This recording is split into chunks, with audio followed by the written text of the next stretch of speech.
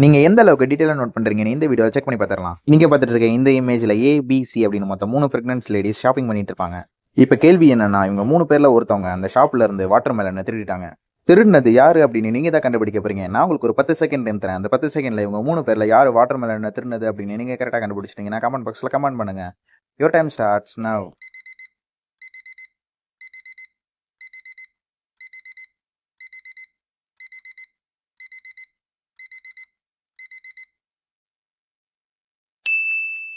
Time அப்.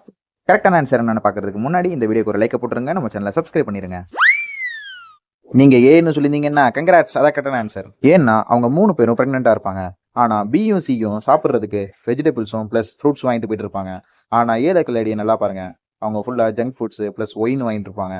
பிரெக்னெண்டா இருக்கவங்க இதெல்லாம் சாப்பிடவே கூடாது. ஸோ அவங்க பிரெக்னென்ட் கிடையாது. அந்த வாட்டர் மெலனை எடுத்து தன்னோட ஸ்டொமக்கில் மறைச்சு வச்சிருக்காங்க. ஸோ அவங்க தான் திருநது.